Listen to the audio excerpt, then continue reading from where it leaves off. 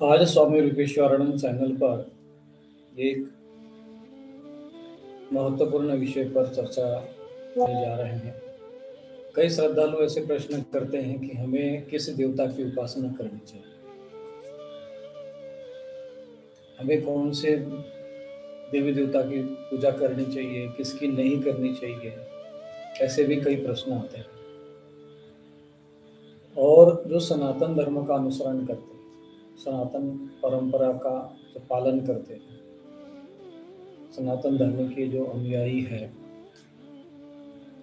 सनातन धर्म में जिनकी आस्था और श्रद्धा बनी हुई है, ऐसे प्रत्येक श्रद्धालु, प्रत्येक अनुयायी, प्रत्येक जिज्ञासु उपासना करते हैं, भक्ति करते हैं, साधना करते हैं, आराधना करते हैं, तपस्या करते हैं, जप करते हैं, तप करते हैं, व्रत करते हैं। लगभग सभी कोई न कोई साधना, कोई न कोई उपासना, कोई न कोई मार्ग का अनुसरण करते रहते हैं। और इस परिस्थिति में हम ये अनुभव किए हैं अपने जीवन में, जो अनेक श्रद्धालु हमारे संपर्क में आए हैं, उनका जब हमने आकलन किया है, उनका जब हमने विश्लेषण किया है, उनके विषय में जब मैंने चिंतन किया है, तो ये अनुभव किया है कि अधिकांश जो सनातन धर्म से जुड़े हुए अनुयायी हैं, साधना के विषय में, उपासना के विषय में निश्चित रूप से उनको कोई एक मार्ग उनके पास नहीं है, या वो उसके प्रति दृढ़ नहीं है। समझ में नहीं आता कि हमें हमारी जो प्रकृति है, हमारी जो आवश्यकता है, हमारी जो समस्या है, हमारी जो कामना है, हमारी जो भावना है, हमारा जो उद्देश्य है, उस दृष्टिकोण को ध्यान में रखते हुए हमें कौन सी साधना या कौन सी उपासना करनी चाहिए, इस विषय में वो निश्चय नहीं है। भगवत गीता में 2 प्रकार की बुद्धि का वर्णन आया। एक व्यवसायत्मिका बुद्धि, एक निश्चयात्मिका बुद्धि, यानी जो निश्चित निर्णय लेने वाली बुद्धि। और व्यवसायत्मिका बुद्धि जो कि चंचल होती है, निर्णय नहीं ले पाती, कभी आज ये अच्छा लग रहा है, कभी वो अच्छा लग रहा है। अधिकांश हम देखते हैं कि मार्गदर्शन के अभाव में, शास्त्रों का ज्ञान न होने के कारण,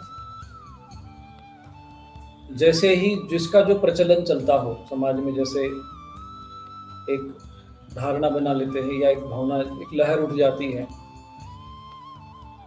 तो उसका अनुसरण करने वाले अधिकांश आपको दिखाई देंगे। तो ऐसे समय में एक निष्ठावान, आस्थावान, दृढ़ साधक के लिए ये निर्णय कर पाना थोड़ा कठिन होता है। इसलिए जीवन में आध्यात्मिक मार्गदर्शक के गुरु की आवश्यकता होती है, परंतु उसमें भी अनेक भ्रांतियां उत्पन्न करने वाले भी खड़े हो जाते हैं। ऐसे विचार, ऐसा चिंतन, ऐसा मंथन, ऐसा कोई सिद्धांत समाज के सामने प्रस्तुत कर देते हैं कि मन विचलित हो जाता है, और वे ऐसे तर्क देते हैं कि ऐसा लगता है कि वे सत्य ही कह रहे हैं। और इन अधार्मिक, अशास्त्रीय, जो इस प्रकार की भ्रांतियां उत्पन्न करने वाले, जो समाज में अधर्मी या विधर्मी या षड्यंत्रकारी, जो सनातन धर्म के शत्रु, धर्म के विरोधी, ऐसे जो, जिसके बारे में भगवद गीता में कहा गया है कि आसुरम भावम आश्रिता, ऐसे जो लोग होते हैं, उनके बहकावे में कभी आकर हम लोग अपने ही धर्म से विमुख हो जाते हैं। किसी ने कह दिया घर में शिवलिंग नहीं रखना चाहिए, उठा के उन्हें फेंक दिया। भाई तुम एक काम करो, क्या समस्या है तुम्हारी? बोले गुरुजी ये समस्या। ठीक है भाई, क्या करते हो? समोसा खाते हो? बोले हाँ खाते हैं। हरी चटनी से खाते हो, लाल चटनी से खाते? बोले महाराज हरी चटनी से खाते। बोले यही पे तुम्हारी कृपा है। अब यहाँ पर कौन सा धर्म आ गया, यहाँ कौन सा शास्त्र आ गया, या कौन सा विधान आ गया, या कौन सा सिद्धांत आ गया? कुछ नहीं। मैंने कभी कभी कठोर होकर, मुझे कभी कभी ऐसे शब्दों का प्रयोग करना पड़ता है, बोलना पड़ता है कि धर्म के विषय में जब हम निर्णय लेते हैं तो हमारी बुद्धि उन भेड़ बकरियों से भी निम्न स्तर पर चली जाती है। उनको पता है कौन सा वनस्पति जहरीली है, कौन सी नहीं खानी चाहिए, कौन सी खानी चाहिए। यहाँ पर हम लोग उनसे भी नीचे चले जाते हैं निर्णय लेने के। हमें स्पष्ट समझ में आता है कि ये व्यक्ति कहीं न कहीं समाज के साथ, हमारे साथ, धर्म के साथ छल कर रहा है।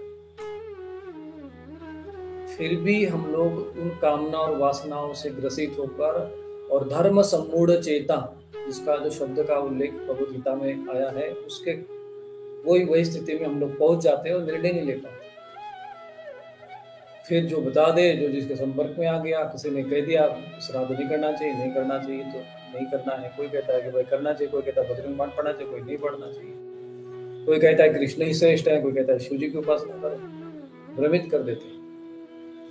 निश्चयात्मिका बुद्धि नहीं है, व्यवसायत्मिका बुद्धि से सभी लोग ग्रसित हो जाते हैं। इसलिए ये निर्णय, ये विषय जो मैं आज ले रहा हूँ, इतना अधिक महत्वपूर्ण है कि हमें किसकी पूजा करनी चाहिए। ये बहुत महत्वपूर्ण विषय है और आज के विषय में तो बहुत अधिक महत्वपूर्ण हो गया, क्योंकि आज के समय में कई कॉलोनी में ऐसे हैं जो आप लोगों को भ्रमित करके अशास्त्रीय, अधार्मिक, शास्त्र विरुद्ध क्रियाएं, उपासना पद्धतियां, देवी देवता भी नहीं कह सकते उन लोगों को, प्रेत पिशाच कह सकते हो, कह सकते नहीं, वास्तविकता में वो वही है। उनको भी देवताओं के नाम पर पूजाया जा रहा है। आप पूज रहे हो, उनके घर में स्थापित कर रहे हो, परेशान हो, कष्ट में हो, जो कष्ट है उसको और अधिक बढ़ा देते हैं, दिग्भ्रमित हो जाते हैं, विमूढ़ हो जाते हैं, पतित हो जाते हैं, धर्मभ्रष्ट हो जाते हैं। क्यों? क्योंकि इस विषय में ज्ञान नहीं है, हमें अपने ही धर्मशास्त्रों का ज्ञान नहीं है।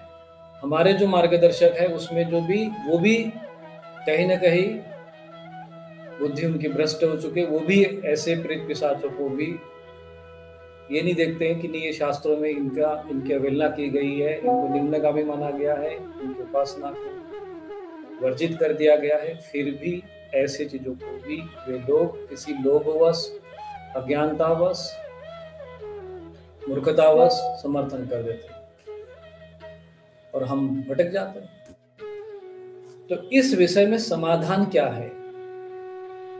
तो भगवद गीता के 17वें अध्याय के 4थे श्लोक में भगवान स्वयं, अब चूंकि यहाँ पर इन लोगों की बातें करेंगे तो कौन सही कह रहा है, कौन गलत कह रहा है, इसके चक्कर में पड़ जाएंगे तो निर्णय नहीं कर पाएंगे। इसलिए हम भगवान के मार्ग का अनुसरण करते हैं। और भगवान की वाणी कौन सी है? भगवद गीता। या स्वयं पद्मनाभस्य मुख पद्माधुनि स्मृता, जो भगवान पद्मनाभ के मुख कमल से निकलेगी। तो भगवद गीता के 17वें अध्याय का 4था श्लोक आप गूगल में सर्च करके पढ़ लेना। उसमें भगवान ने कहा है कि प्रकृति के अनुसार व्यक्ति उपासना करते हैं। यजन्ते सात्विका देवान, जो सात्विक प्रकृति के लोग होते हैं वो देवताओं को पूजते हैं। स्वाभाविक रूप से उनकी मति, उनकी बुद्धि, उनकी गति, उनकी विचारधारा, उनका चिंतन, उनकी भावधारा देवताओं के प्रति अपने आप चली जाती है। देवताओं में हम किनको मानते हैं? विशेष किनको मानते हैं? तो शास्त्र कहता है पंचदेवों को हमने विशेष रूप से महत्व दिया, जिसको पंचदेव मानते हैं। भगवान गणेश, भगवान सूर्य, भगवान शिव, भगवान विष्णु और भगवती दुर्गा शक्ति के स्वरूप में, जो कि हमें शास्त्रोक्त है और प्रमाणित है, जिसका वर्णन है। यहाँ किसी संतोषी माता की चर्चा नहीं हो रही है। चलो बुलावा आया है, कहाँ आया है, किसका आया है, कौन सा मंत्र है, कौन सी देवी है, कौन सा आकार है, प्रकार है, कुछ पता नहीं है। किसने स्थापित किया, किसने उसका पता लगाया, बोले कोई गडरिया था, पता लगाया। इन भ्रांतियों में जो उलझने वाले लोग मूर्खों की श्रेणी में आते हैं। मैं बात उन देवी देवताओं की कर रहा हूँ जिनका वर्णन शास्त्रों में है, जैसा कि 10 महाविद्या। और निश्चित रूप से हमें अपने धर्म से विमुख करने के लिए, धर्म भ्रष्ट करने के लिए फिल्मों के द्वारा कुछ आसुरी तत्वों ने, कुछ तामसी तत्वों ने, कुछ वामपंथी तत्वों ने हमें धर्म भ्रष्ट करने के लिए इस प्रकार के अशास्त्रीय देवी देवताओं को हमारे सम्मुख रखा, फिल्म बना दिए गए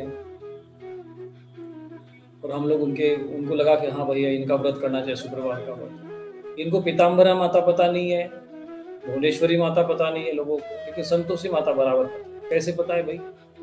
किसी धर्मशास्त्र में लिखा है, किसी महापुरुष ने आपको इसके लिए मार्गदर्शन किया था? नहीं, हमने फिल्म में देखा। वो दिमाग में बैठ गया। शुक्रवार का व्रत कहाँ से किसने बताया? बोले वो फिल्म में देखा। इनसे पूछो भुवनेश्वरी माता को जानते हो? नहीं। दक्षिण काली को जानते हो? नहीं। पीताम्बरा जानते हो? नहीं। मातंगी जानते हो? नहीं। त्रिपुर सुंदरी जानते हो? नहीं। त्रिपुर भैरवी जानते हो? नहीं। प्रत्यंगिरा जानते हो? नहीं। भगवती दुर्गा जानते हो? दुर्गा में भी कई अनेक प्रकार की दुर्शूलिनी दुर्गा है, अनेक प्रकार की साधना है, उपासना। न तो इनके नाम भी सुन, इनकी साधना पद्धतियां भी पता नहीं। दुर्गा सप्तशती को भी ठीक से विधि विधान से पढ़ने का विधान तक पता नहीं, और हम मूर्खतावश चीजों में आते हैं। ऐसे ही एक देवी का नाम आता है वैभव लक्ष्मी। कौन से धर्म ग्रंथ में, कौन से शास्त्र में लिखा हुआ कुछ पता है? बोले किस शास्त्र में लिखा है? बोले पता नहीं है। कौन से धर्म ग्रंथ में? पता नहीं है। किस संत महापुरुष ने बताया? बोले वो भी पता नहीं है। किस गुरु महापुरुष गुरु ने बताया? बोले वो भी पता नहीं है। बोले कहाँ से पता चला? बोले वो भी पता नहीं है। इनको उस देवी का न पता है, न स्वयं के ज्ञान अपना पता है, न अपने ज्ञान का पता है। सब कोई लापता है, और फिर भी जो है पता नहीं कहाँ से ये पता इनको चल गया है। घर घर में वैभव लक्ष्मी का पता आपको देखने को मिलेगा, जहाँ भी देखो वैभव लक्ष्मी की फोटो, और उसमें श्री यंत्र बना हो। इन गधों को, इन मूर्खों को यह भी नहीं पता है कि श्री यंत्र की देवी वास्तव में है कौन। और हम भी मूर्खतावश से चीजों को प्रचलन देते हैं। कई लोगों को नाथों के बारे में ऐसे विधर्मी, ऐसे लोग विधर्मी, जब कोई पीर हो गया, कोई फकीर हो गया, हो सकता है वो भी पीर फकीर हो, अपनी जो भी परंपरा के हो, हम उनको ये नहीं कहते कि वो नहीं है, कुछ भी हो, लेकिन उनका हमसे क्या लेना देना है?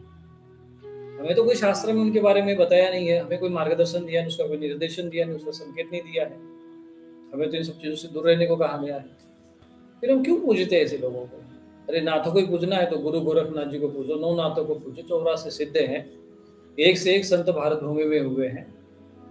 बोले उनके बारे में हमें पता ही नहीं है। क्योंकि बोले फिल्म उनकी बनी नहीं ना, उनके नाम की जो फिल्म बनी है, सीरियल बने हैं, वही चीजें हमारे दिमाग में बैठ गए हैं। कई सिद्ध पुरुष हुए, संत ज्ञानेश्वर महाराज जैसे संत, स्वयं साक्षात ईश्वर के अंश। भगवत गीता जैसे शास्त्रों पर उन्होंने भावार्थ दीपिका नामक भाष्य बनाया। इतने सिद्ध पुरुष के एक वैसा के भी मुख से उन्होंने वेद प्रकट करवा दी, पत्थर को भी उन्होंने चलवा दिया, और 1400 वर्ष के बड़े योग महायोगी को भी अपना शिष्य बना दिया। इतने सिद्ध पुरुष, वो आज भी समाधि में लेकर संजीवन समाधि में समाधिस्थ है, सजीवित अभी भी। श्री हनुमान जी साक्षात विद्यमान है, शास्त्र प्रमाण है उसके लिए। नहीं, हम क्यों पूजेंगे उनको? हम तो ऐसे ही गड़े मुर्दे में कहीं पे कोई चादर चढ़ा देते तो हम भी चढ़ाने जाते हैं। भाई वहां कौन है, क्या है, किस धर्म शास्त्र में लिखा है, पता ही नहीं। और बड़े आजकल के जो पढ़े लिखे कहते हैं वो भी वहां पहुंच जाते हैं, उनके नाम पे सीरियल बनते हैं, उनके नाम पर फिल्में बनते हैं।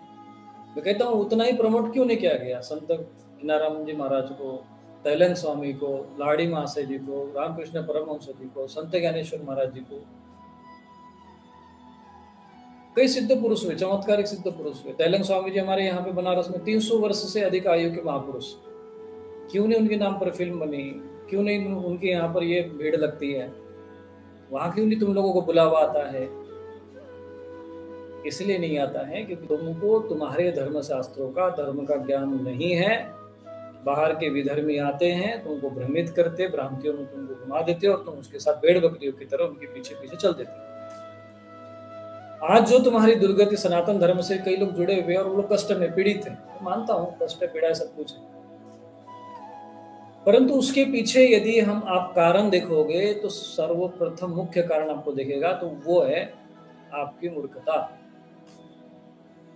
कुछ लोग तर्क दे सकते हैं कि नहीं साधु संत महात्मा ये क्यों नहीं ज्ञान देते हैं। भाई चलो ठीक है, वो नहीं दे रहे, लेकिन धर्मशास्त्र तो उपलब्ध है, सस्ते में गीता प्रेस ने भी बना के दिए हैं। आप क्यों नहीं उसका अनुसरण करते हो?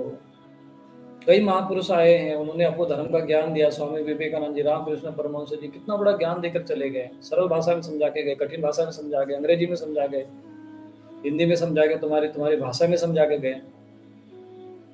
जिस क्षेत्र में जैसी क्षेत्रीय भाषाओं में, उस क्षेत्र में भी सिद्ध पुरुष हुए, उनके आज भी धर्म ग्रंथ उपलब्ध है। अरे हमें संस्कृत में नहीं भगवत गीता समझ में आती तो तुमको मराठी में समझा दिया ज्ञानेश्वरी के रूप में। रामायण संस्कृत में समझ में नहीं आता तो रामचरितमानस के रूप में समझा दिया।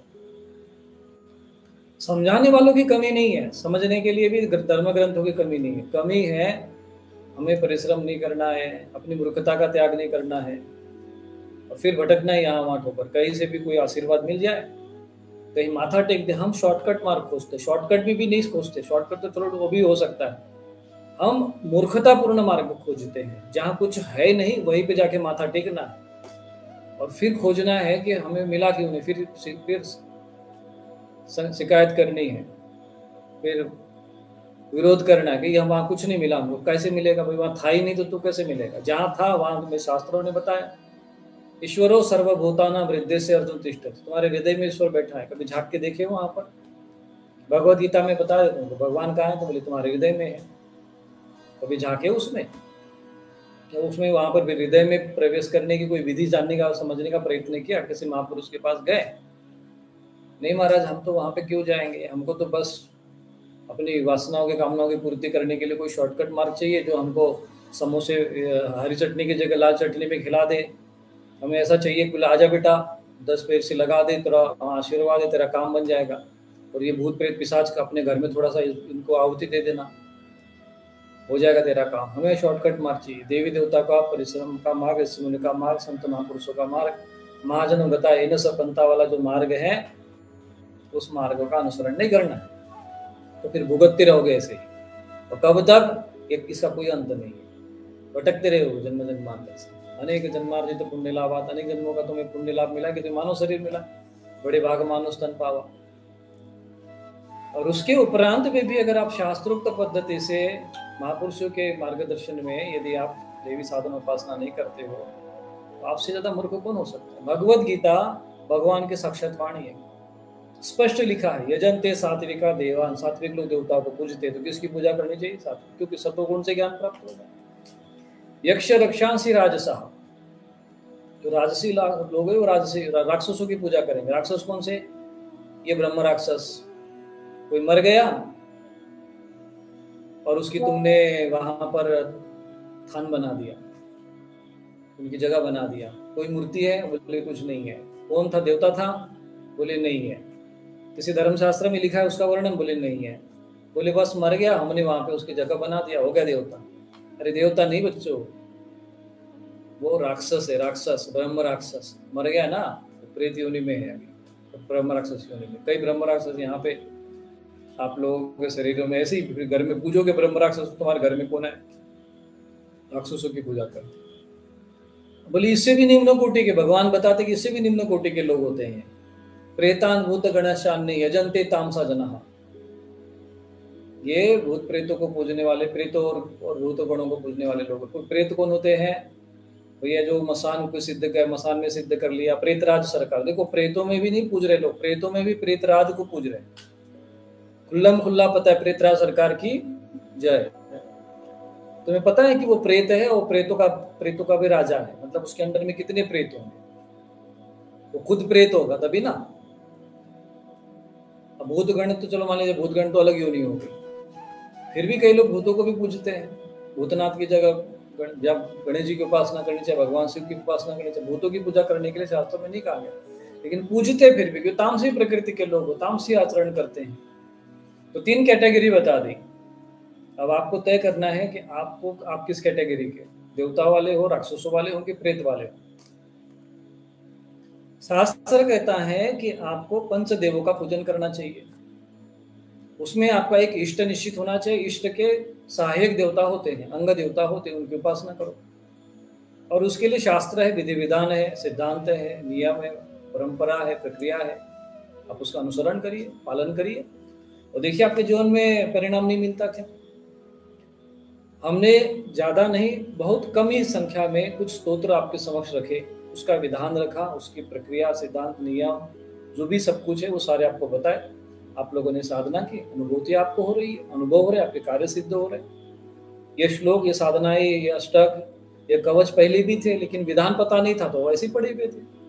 शंकराचार्य जी जैसे स्वयं साक्षात शंकर साक्षात, जो स्वयं आपको आकर समझा के चले गए, विभिन्न प्रकार के स्तोत्र की उन्होंने रचना की, और वो छोड़कर आप यहाँ वहां भटक रहे हो, तो आपसे ज्यादा महामूर्ख कौन होगा? भटको फिर जीवन पर ऐसे ही। ये हमारी गलतियां होती है जिसके कारण हम भटकते रहते हैं। तो इसीलिए समाधान ये है, पंचदेवों का पूजन करो, उसमें आप किसी इष्ट देव का चुनाव करो। इष्ट देवों में जैसे अब ये ईश्वर कोटि के देवता, देवताओं में भी कौन से? ईश्वर कोटि के देवता, भगवान श्री कृष्ण, भगवान राम, भगवती दुर्गा, भगवती काली, 10 महाविद्या, भगवान शिव, भगवान सूर्य, भगवान गणेश, ये है देवता, देवी है देवता। इनकी पूजा उपासना का विधान शास्त्र में, इनकी पूजा करो, इनकी पूजा करनी चाहिए।